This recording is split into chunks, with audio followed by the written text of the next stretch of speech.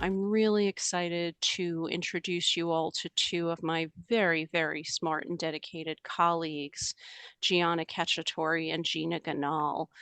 Gianna is a senior specialist in our cyber intelligence and solutions team. She's been here at Mastercard for about 3 years. And she works every day building the products to protect you.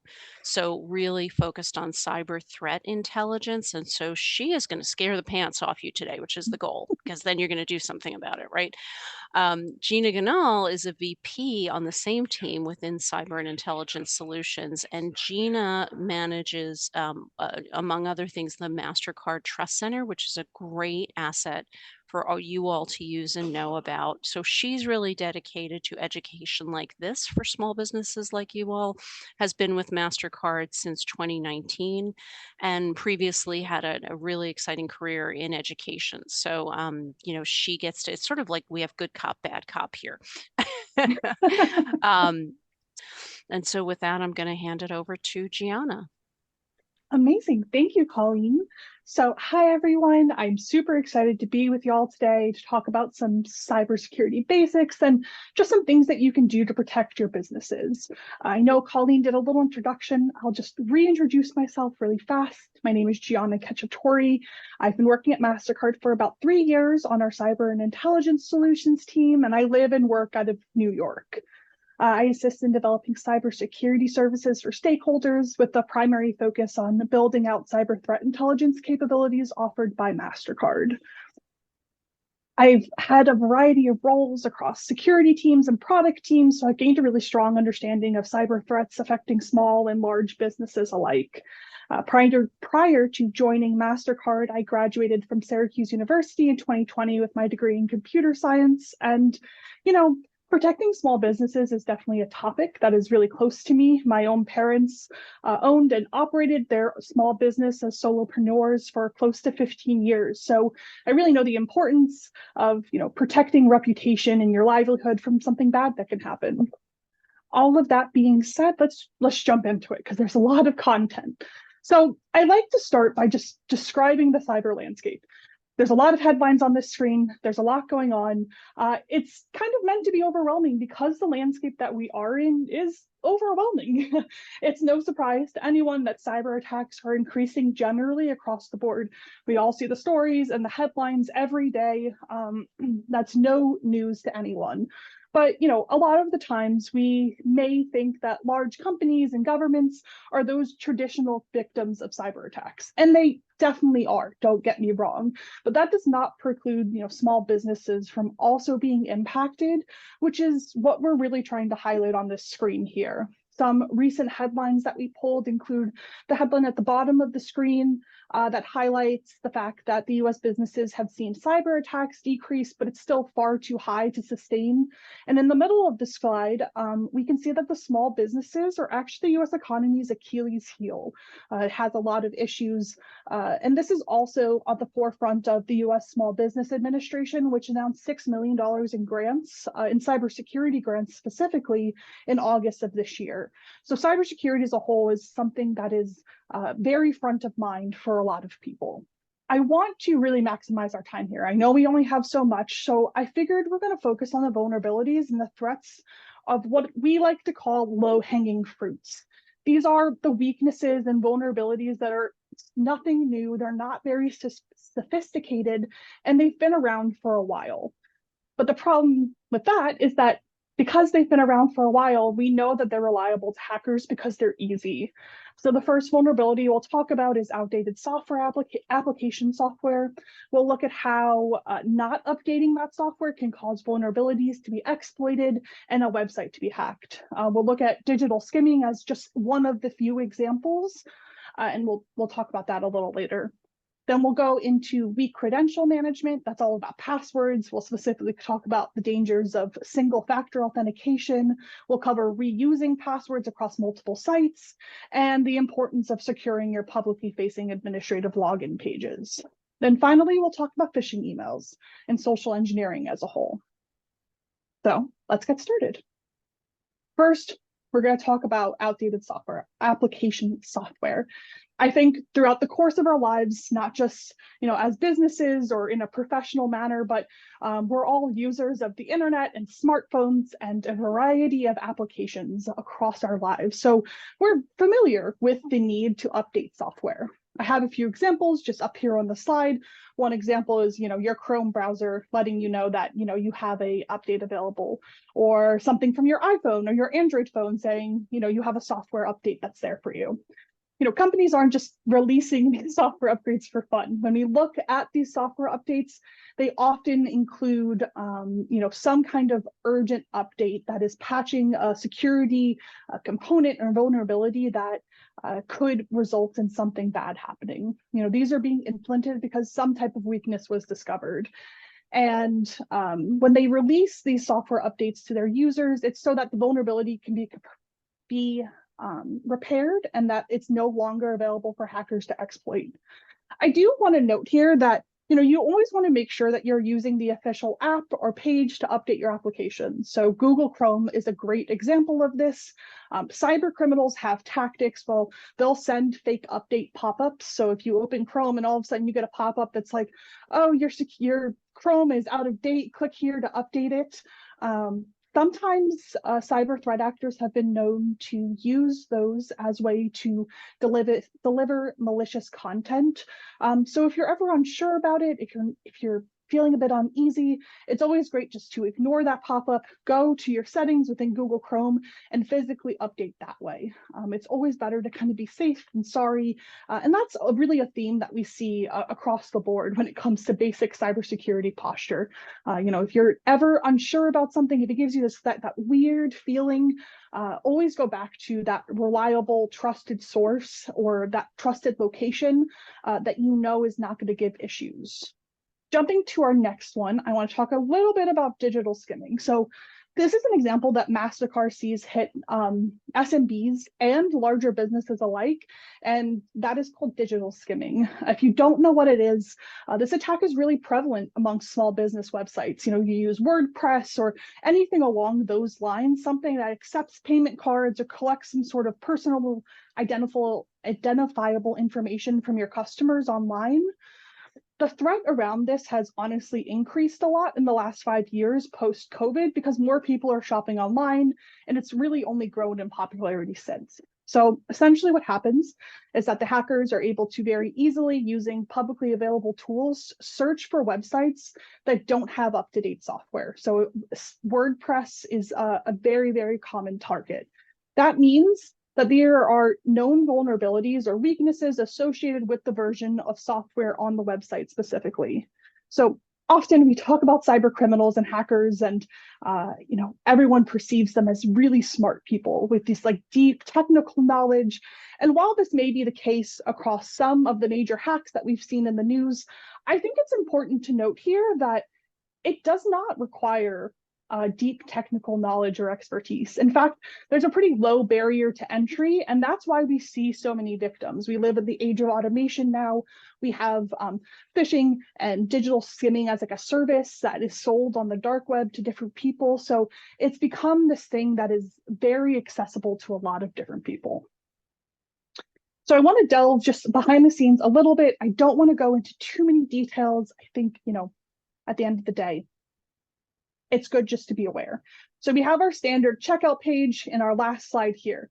We've all seen it. I've definitely seen it, and go and buy things online. We're all guilty of it. But when a site is infected with a digital skimmer, that means that the hackers exploited the vulnerability within the payment page to install a tiny, tiny piece of code that captures all of the data that's being typed into those payment fields.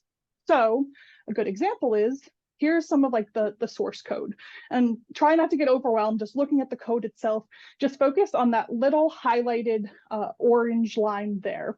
And what you can see is that is actually the little script of malicious code that is collecting all of that payment information. So it's very hard to find. It can be hard to identify. And at the end of the day, if you're not keeping up on what's going on within your website, you may be exploited this way. And essentially what this does is it encrypts in all of this very complicated language. But at the end of the day, what it's doing is, if you look on the left-hand side, you can see all of the elements that the threat actor is actually getting. So they're getting the first name, the last name, the city, state, the credit card number, the expiration date, all of these things that they would need to either use a card fraudulently or to sell that card on the dark web to someone who wants to use it fraudulently. That's a lot of really important information that could get breached from a single payment page. So here, I really like to mention that hackers are very likely not individually targeting you or your website. We're, like I said, in that age of automation. What happens is it's called a spray and pray attack. And that's where hackers are finding those vulnerabilities that they're able to identify thousands of websites at the one time that have that same weakness. So then they'll go and they'll automate the attack itself and target all of those websites that have the affected software, and then they all get that piece of digital skimming code put onto them. So it's something that is relatively easy and relatively fast for attackers to do. So you staying on top of updating your software and making sure your WordPress and your phone and everything is up to date is going to add that extra layer of protection against you and an attack like this.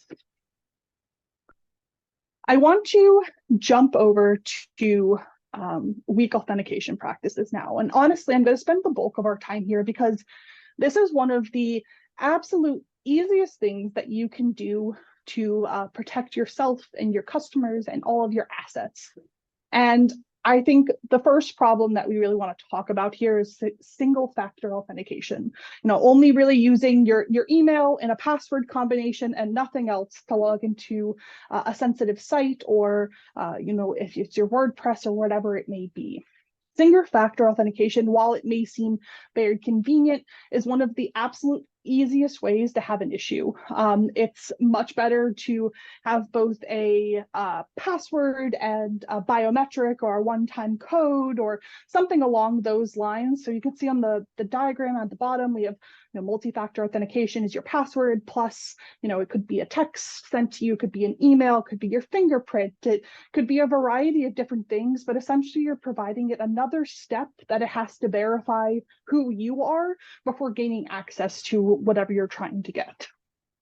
So it's interesting and a little scary that the use of multi-factor authentication could actually prevent as many to 80 to 90% of cyber attacks.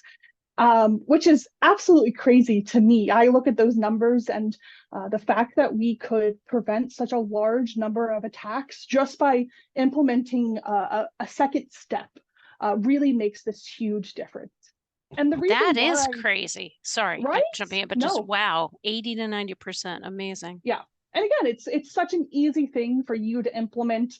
It's a simple click to add multi-factor authentication. It's a text to your phone, an email. It just takes a few extra seconds for you to go and grab those things when you're logging in. And it adds such a vast layer. So the reason why this MFA is so important is because of human nature. We tend to reuse the same username, which is usually our email address. That makes sense, but also passwords across multiple sites. And I'm guilty of this. I've gotten better on a personal level, made sure that I have a password manager now and that I keep track of unique, secure passwords and I don't reuse them, because I'm sure many of you have been the subject of an email where you get it from a company saying that their database was breached from hackers, and they may have access to your username and password. And you might think, okay, I'll just change the password to that one site, we'll pack it up, we'll call it a day. But that's honestly not really what these hackers are doing. While they may be targeting the one specific website for login credentials and things along that nature, what they're doing is they're finding the most vulnerable websites they can get the most credentials from, and then they're stealing that information and using that combination of username and password to go out to other sites. So they can set up automation to go to other sites and test that combination of username and password to see if they can gain access. So say, for example, you had a news site subscription to New York Times, and you had a login that you used for that, and you used your usual email and your usual password. Say you then use that same login combination for your bank account. If someone was to then breach the New York Times and get a bunch of account information and passwords, then they could use that information and they'll go and target a bunch of different banks, and they'll run all of those combinations of username and password through the bank websites to see what they can get access to. So then we see that if the password in the email is the same for the New York Times and your bank account, they'll be able to access that. And if you don't have multi-factor authentication put into place, then there's no way to really stop them from doing that. There's actually a tool, before I scare you too much, that I recommend. It's called Have I Been Pwned? I have a little screenshot on the slide here, and the QR code below is something that you can scan with your phone. It will bring you to the site, and you can actually search your email address, whether that's your personal email, if you have a business email, whatever it may be, and it will actually go and it will search the Have I Been Pwned database, and it will come back and tell you if your email has been included in any recent breaches. Actually, not even just recent breaches, it's going back quite a few years, looking at breaches that may have happened. So this is a good way to see the exposure that your data may have. Say, you know, one was like a game site that you ended up signing up for, and you think, oh, I may have used that password multiple times. You may just want to go and change a bunch of your passwords, maybe get a password manager, something that can assist you in better keeping track of unique, secure passwords as a whole. I really enjoy this site. I think it's a great idea. It really exposes people to how much information can really be exposed from these breaches. And honestly, it's great to have. It's a great public source to go and check out. And also, you know, you can think about if your business has a website, you're thinking of making a website, that website has an administrative login page, something to get into WordPress to be, for an example. If you are an admin of that login page and the password is the same as one from a breach, someone could get access to that. They could steal customer information. They could edit your WordPress site. A lot of things could happen that obviously we don't want.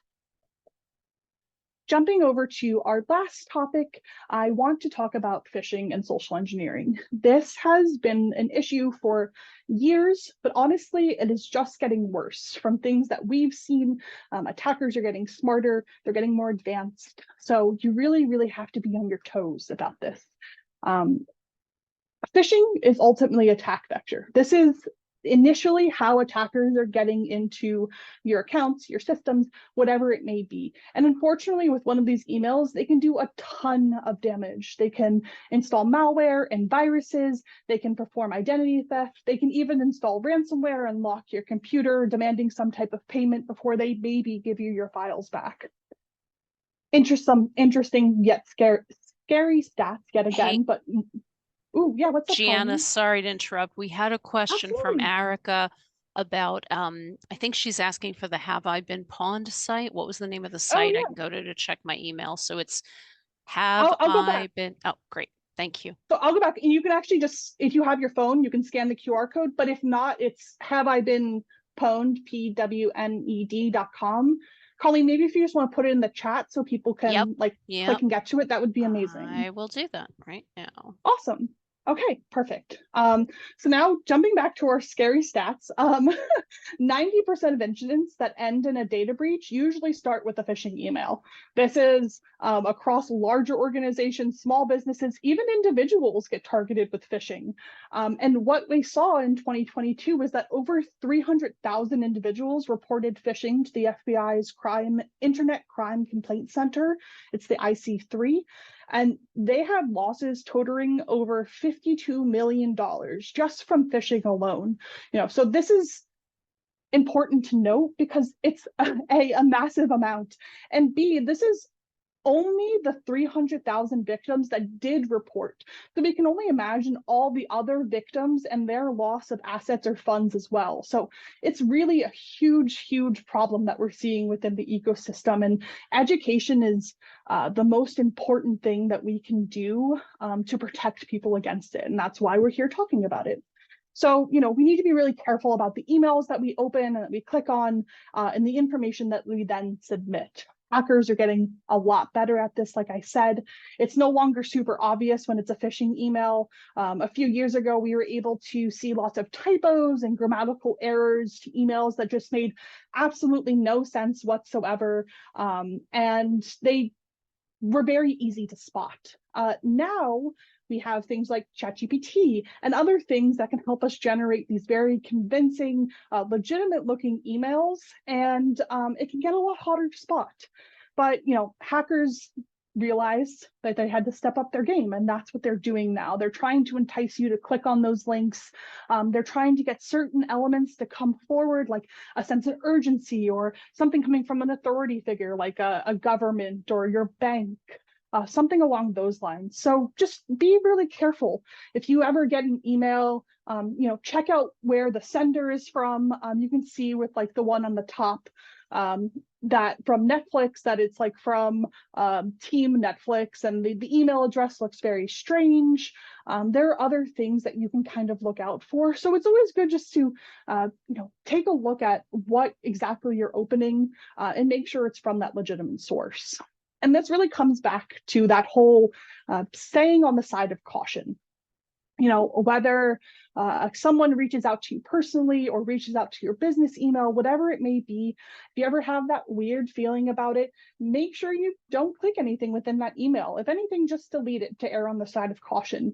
You can always, go online and call the trusted number of your bank or reach out to a trusted number of, Netflix or whoever your vendor may be.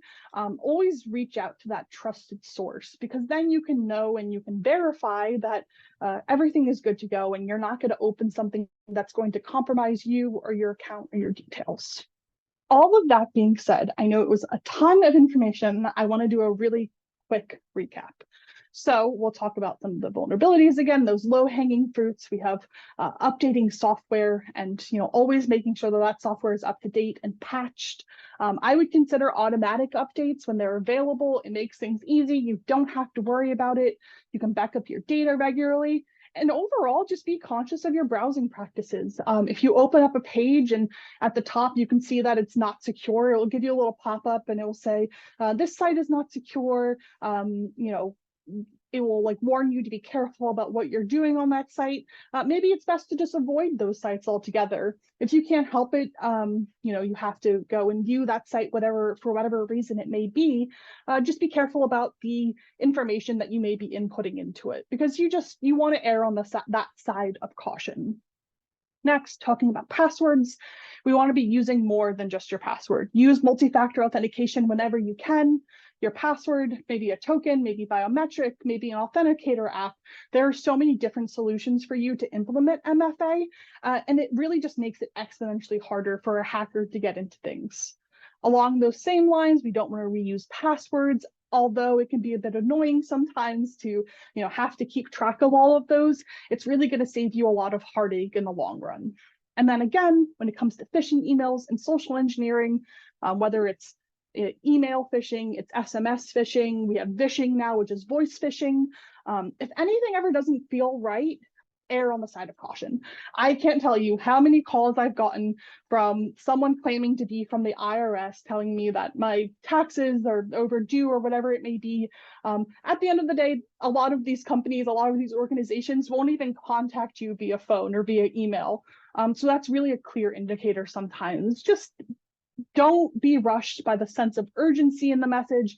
Don't be rushed by the sense of authority. If you feel weird, delete the message. Don't interact with it. If anyone ever needs to contact you, they will be a bit more persistent, and you can always, push back a little bit before revealing any details. And as we wrap up here, I wanted to talk about, how to report and the different resources that y'all have available to you. If you do get hacked, there are resources for you. Anywhere in the US, like I mentioned before, there's the Internet Crime Complaint Center, which is the IC3 by the FBI, your local police department for filing a police report. But there's also a lot of large companies that have resources and customer support that will help you. We've either all been a victim of cybercrime or know someone who has been. And honestly, the initial reaction can be anger, but also embarrassment. How could I have clicked that link? Like, how could I have provided this information? Like, I feel so dumb. I can't believe that. But honestly, at the end of the day, like, you are a victim. Someone targeted you or targeted a larger group and took advantage of you. And that's, they're very good at their job for doing that. But it's not something that you can kind of blame on yourself. At the end of the day, it's something that happens to everyone. So all you can really do is be alert, be aware, and just stay on your toes about it. There are a lot of resources out there to help you recover your data, identity, and so much more. There's so many resources and great information that we can, help protect small businesses against cyber threats. Recently, actually, the Cybersecurity and Infrastructure Security Agency, known as CISA, started a new campaign called Secure Our World, which focuses on protecting individuals and small businesses against cyber threats. CISA usually works more within larger organizations and government, but they're really expanding out their campaign because they know the importance of securing individuals and securing small businesses against these cyber threats. So y'all can visit their website to see some more resources. And honestly, this is a perfect segment to my colleague, Gina, who will provide an overview of the Mastercard Trust Center and some of their free resources that y'all can utilize. So, Gianna, I have a story to tell that happened to me, and I'm really proud of myself for the outcome. And that is, I received on my work phone a text message that said it was from the U.S. Postal Service, and that they wanted me to click a link to update my, they said they had a package waiting for me, but it didn't have my complete address. So it wanted me to click a link to complete my address. And I thought, I don't think the U.S. Post Office is going to send me a text message to my work phone. But then the other side of me said, but I am expecting a package from work to be delivered to my home. What do I do? So I went on the internet. I looked up the phone number for the U.S. Post Office and I called them and I said, did you send me this text? They said, we never send you those texts. So It was a perfect example of what you were talking about. Yeah, and that's amazing. And again, it maybe took you a few extra minutes to go and call them and for them to really quickly verify that they're never going to send you a text. So you can be like, you can confidently delete that message, report it as spam, and call it a day and not have to worry about anything. So that was like the best thing you could have done.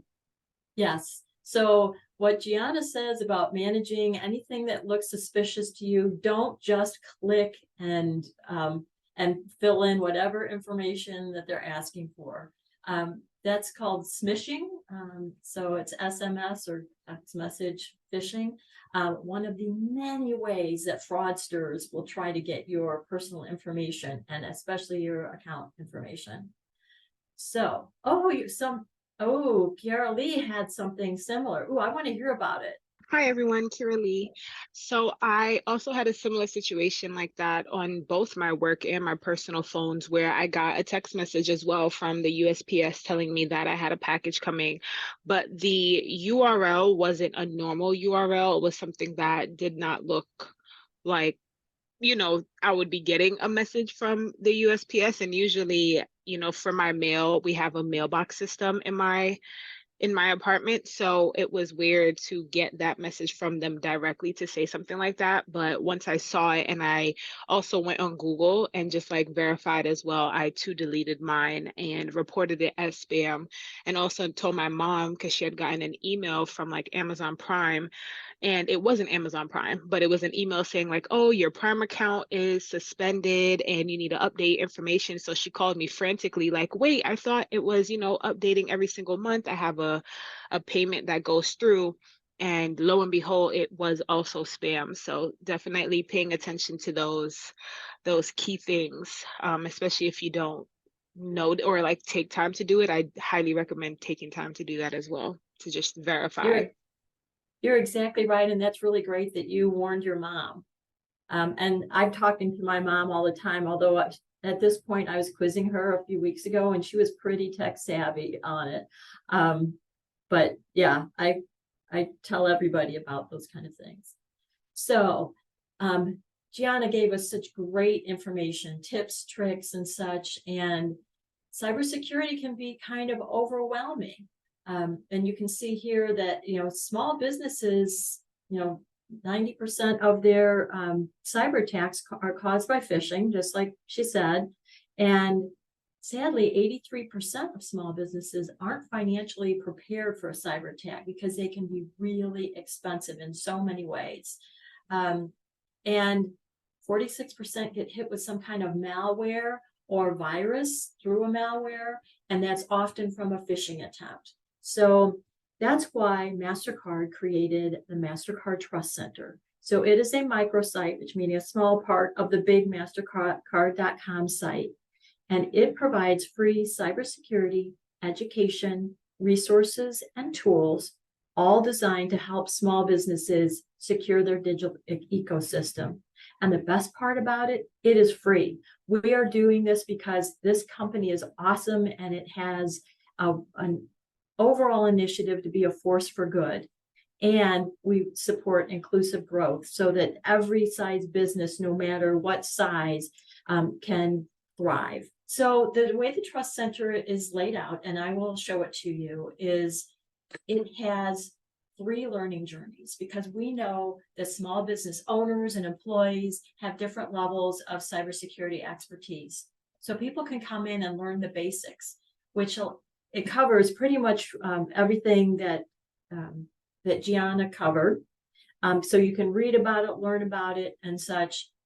If you already know the basics, you can start with expand your knowledge. And if you really know quite a bit, you can go straight over to master your security, because people who are knowledgeable about cybersecurity know that it's an ever-changing landscape with new risks coming up all the time. Thank you, Colleen. She put in the link to the Mastercard Trust Center. And so the resources are provided in a variety of different formats. Podcasts, and I totally recommend listening to every one of Dr. J's Mastering Cyber podcasts. They're only a minute and a half long, and they're about really distinct topics. So if you see listen to the podcast, from Dr. J, and it's a topic you want to learn about, definitely go listen to it. But we also have a bunch of videos from, short 1-minute videos up to a few longer ones. We have white papers, which are lengthy pieces of content, usually more over the mastering your security side. Also articles, short articles, long articles, infographics, which are kind of articles, but in, graphic, a little easier to get through, in my opinion, and also free tools through toolkits. And you will get this deck afterwards, and you can also just click on that link that is embedded in the Trust Center. So I also, before we go visit thank you, Jenna, before we visit the Trust Center, I want to share with you that there's all kinds of free cybersecurity resources out there. So you've got the Cyber Readiness Institute, a nonprofit organization.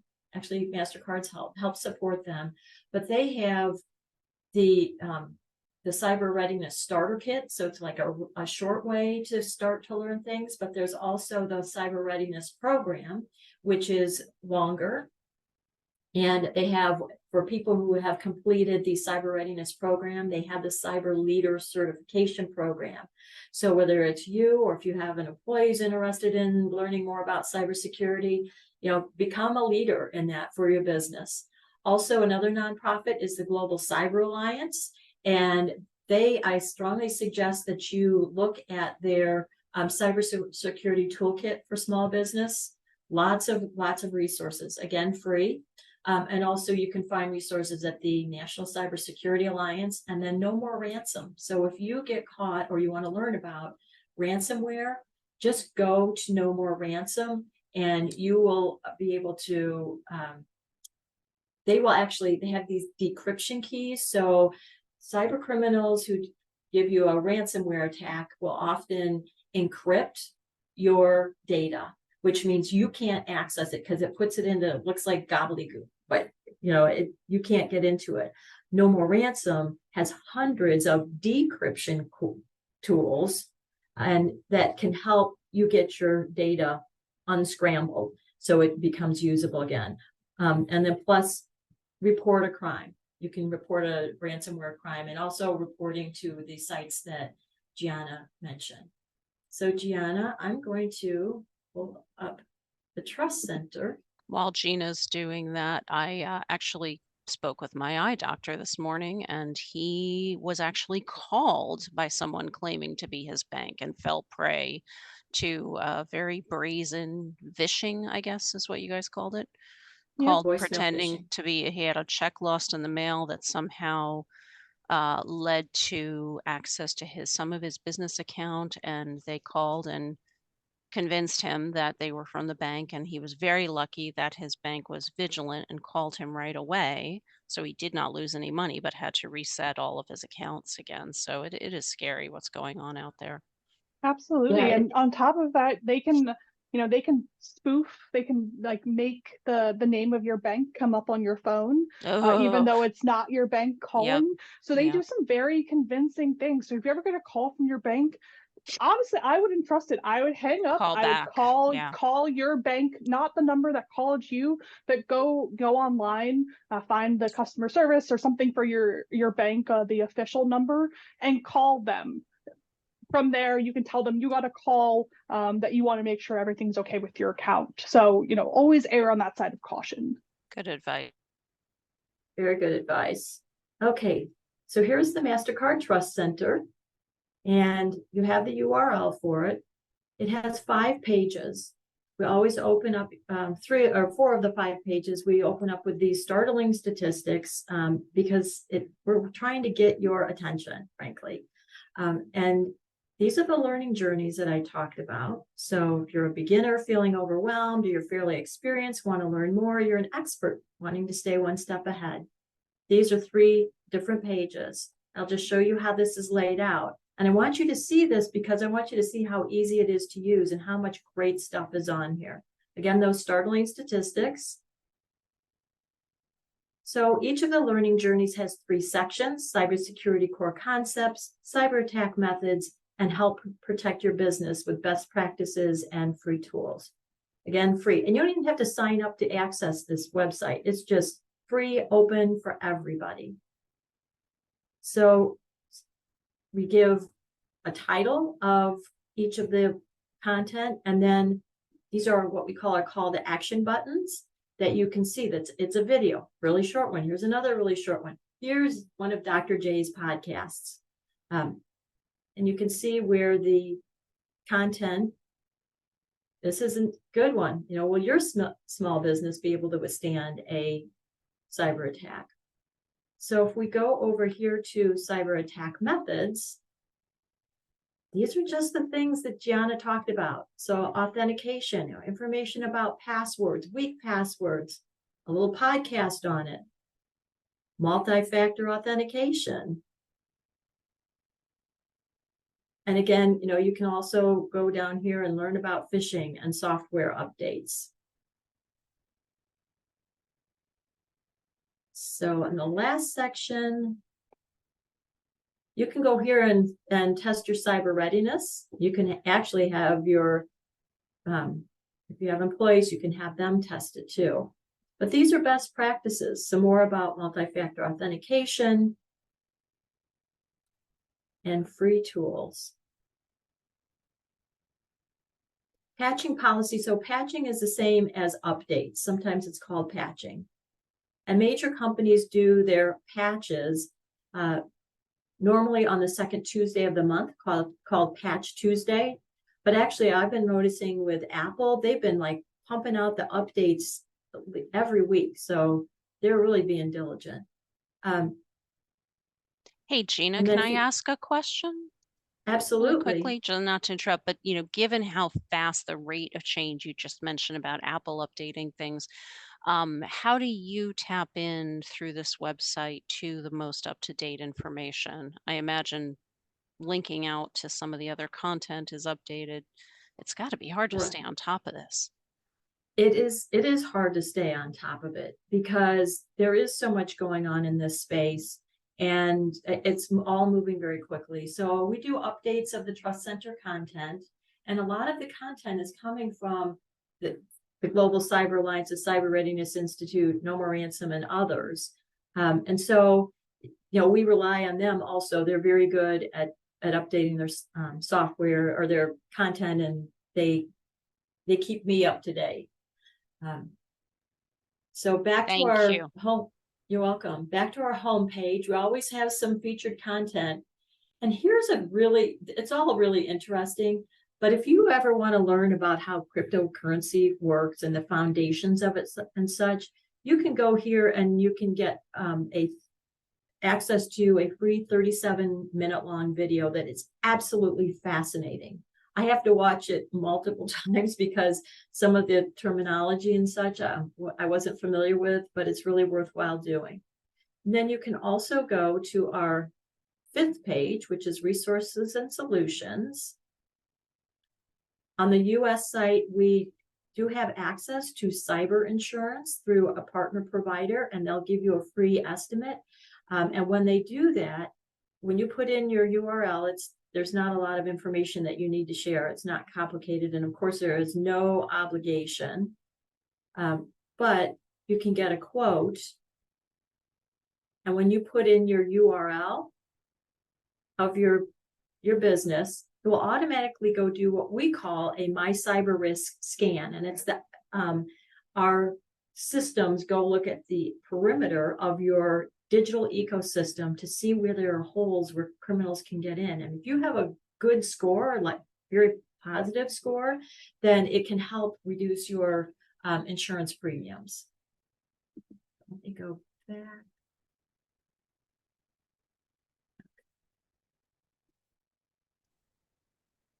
Well, this wants to cover up my whole page. Gina, how does a company decide if they need cyber insurance? I know we're careful about, who we recommend or vet in terms of partners, but do we have any guidelines for a specific size or industries that are more vulnerable? Or so that's a very good question. So it really depends on how much a business is digitally connected. got it. Because, if you have a website, if you have, if you take E-commerce, online orders, e-commerce, your bank accounts and all that. If you do email exchanges a lot with customers and such, and, every small business is at risk, every business, everybody is at risk of a cyber attack. And a lot of small business owners don't think that their business would be any concern to fraudsters because they think, I'm too small. They can go after the big companies. Well, what the fraudsters know is that the big companies, they have huge teams like Mastercard. Wow, is cybersecurity important to us? It's everything to our business. So we have a lot of people, a lot of tools, and we put a lot of money towards cybersecurity. But the fraudsters know that if they can easily get into a bunch of small businesses, they can get a lot of data to steal. And data on the dark web is very profitable because what they're doing is they're selling what they've gotten from your business. They're putting it out for sale so that other fraudsters can buy that to hack into their systems. It's very scary, very scary. Wow. Yeah. And I just want to show digital doors. So you should all be familiar with digital doors.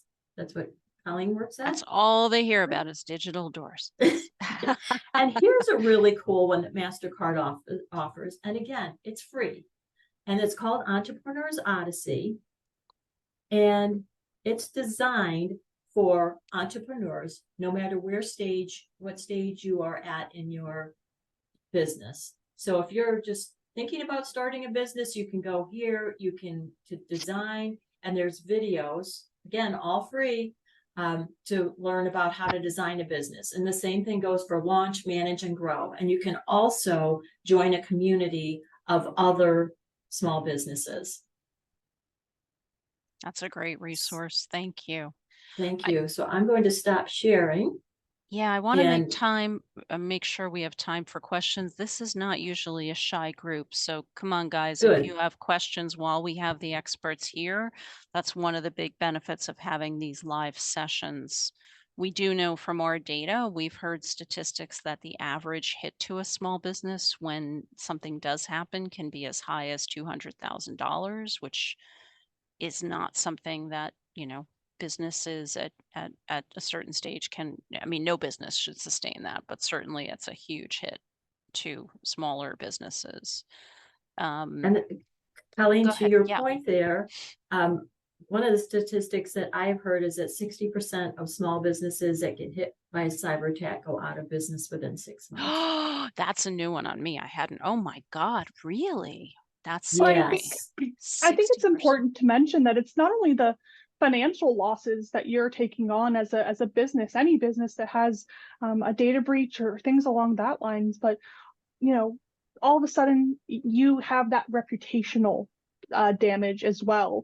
If someone knows that they were able to breach your Mm-hmm. website and get your card information, that hurts you and your business, and it may affect your overall sales and may lead to that overall closure of business. And it's good to protect yourself, obviously, to protect your money and your assets, but also to protect your larger brand reputation. That's a great point. And I think, Gianna, you mentioned something about this toward the end, like in your last summary slide, but you guys should also be certainly asking your vendors what Mm-hmm.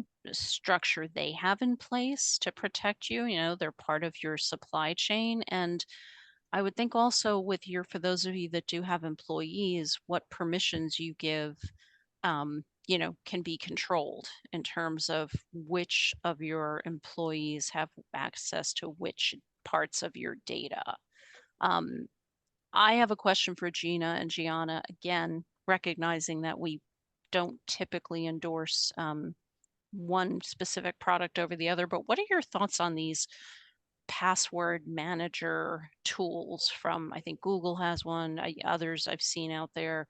I tend to be very wary of that, but then of course I can never remember my many passwords. Thoughts, Honest, advice?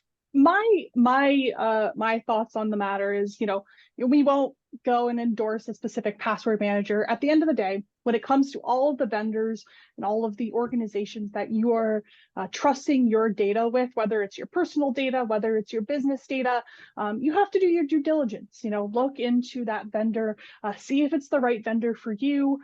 You can look at their history, see if they've had any breaches, any problems in the past, whether that impacted, customers, people's passwords, things along that line. Personally, I do use a password manager. I think they're incredibly helpful because, first of all, you have a lot of sites that you log into, and to not reuse that same password over and over again, something that may be vulnerable to brute force attacks. So someone just like running through variations of a password that you may have had in the past. A password manager will produce unique secure passwords for you with a variety of like upper and lowercase special characters, things like that, that will make it harder for a attacker to get access to your account in like a brute force manner. That's a So great point. I don't think I I think it's really understood how nice. that worked. Thank you. Yeah. We do have another question. Erica, thank you for coming back and asking. Is there a company that will go into your website and do a scam/hack check? It sounds like my Erica, cyber risk, right? could you clarify what you mean by that, just by chance? A It might be my scam cyber risk, because like hack check. our risk recon product that we have within CNI, we have larger, like for risk recon for like larger organizations, and then we have my cyber risk check, which is for small to medium-sized businesses specifically. So what you can do, and Gina mentioned my cyber risk check through the cyber Trust center. insurance Yep. and the trust center as a whole. They will risk recon and my cyber risk go and evaluate the essentially the whole of your cyber and web footprint. So they can look at your full digital footprint and everything that would be available to someone looking from it externally. So they won't have access into any of your internal insights, but if you can see it from the outside, Risk Recon and My Cyber Risk look at it. Because essentially what's going on is that if we can see it from the outside, then attackers can see it from the outside as well. Yep. So it's good. It will Risk Recon and My Cyber Risk give you a detailed report of all of the findings and where you have vulnerabilities, and where you can make those improvements to increase your cyber posture. And I'm looking for the My Cyber Risk public site now, so I could share it with you guys. But Erica clarified on the back end of the system. Yeah, internally, I don't have anything in mind. Nothing comes to mind. I don't know if Gina, you have anything, but yeah, from evaluating your digital footprint and looking from the outside and what might be exposed and vulnerable to attackers, My Cyber Risk is a great product to use. So also there's managed service providers too, for your digital world, and they may offer something like that, or consultants. What was the one you just mentioned, Gina? A managed service provider, so for IT, and they yeah, can provide, you know, different services. Of course, and we can't recommend any. I don't know any to recommend anyway. So. But that is something that's gaining popularity because it's so hard to manage your business and manage all the cybersecurity needs and other IT needs. Yeah, absolutely. And like Colleen was saying earlier, you know, we use a lot of third-party services. A lot of companies use third-party services that you may not even know of. So when you do reach out to those vendors and those third-party services to get their services for your own business, talk to them about their cybersecurity posture. Ask what they have in place to protect your data and your customers' data, because ultimately they're going to be the ones handling it. So if you are trusting them, you should do your due diligence and make sure all of those boxes are checked so you feel comfortable leaving that data with them. I don't There's see another. Oh, go ahead, Gina. I was going to say that there is another site where you can check other organizations. Like if you're going to do business with somebody, it is called, I'll pull it up. It's called Scam Advisor. Oh. And I'll send you the link. I'll put the link in the chat. And it's spelled advisor with an ER. In the few minutes we have remaining, perhaps either of you could, in layman's terms, can you describe how does our cyber security work through, you know, focused on our payment pipes that we manage for our clients, in this case the clients being the banks? How does that complement what the banks do for their customers? Ultimately the folks here on the call are, you know, using Mastercard payment solutions or Visa payment solutions through, you know, through their banks. So how do you describe that partnership? Yeah, I mean, honestly, the banks are our customers at the end of the day. You know, you guys are customers of the banks and they issue your cards and and you have those interactions with your bank. We do the same. The bank is our customer. So banks have a variety of different services in place to help detect fraud and money laundering and really a variety of malicious things that may be happening on their side of the house. So what we do, specifically the business unit that I work within, Cyber and Intelligence Solutions, we provide a bunch of different products to our banks and our customers that help them look at that transaction or those accounts more closely. So we provide additional scores that give insight into a fraudulent, potentially fraudulent transaction. We provide risk scores for specific transactions. So when transactions are coming through our network, they go from, say you have like a Square to process payments. So it'll go through you, and then we'll go through Square, and then it will go through a bank that we call the acquirer. The acquirer works with our merchants. The acquirer then sends the transaction through us. We provide additional information to our banks on the other side as the issuers. The issuers are the banks that issue you cards. Some banks are both acquirers and merchants, so they both work with card holders, which are the people they send cards to, and they work with merchants to help process transactions. So as a whole, we're providing information both to the issuer at a transaction level and the merchant to be like, okay, this transaction has a risk score of X, and we give them essentially the decisioning to and the extra information to make a confident decision on whether they want to decline a transaction if it's too risky or is possibly fraudulent. There's a lot of different products and services that we offer to our customers that help provide those additional insights that let them decide how they want to move forward with an account or a transaction. Thank you for that. Well, this has been super. I always learn something new from you folks. So thank you for taking the time. Looking to see if there's any other questions, going once, going twice. Thanks. Awesome. Bye, Thank you so everyone. much, everyone. Thank you. Bye, everybody. Goodbye.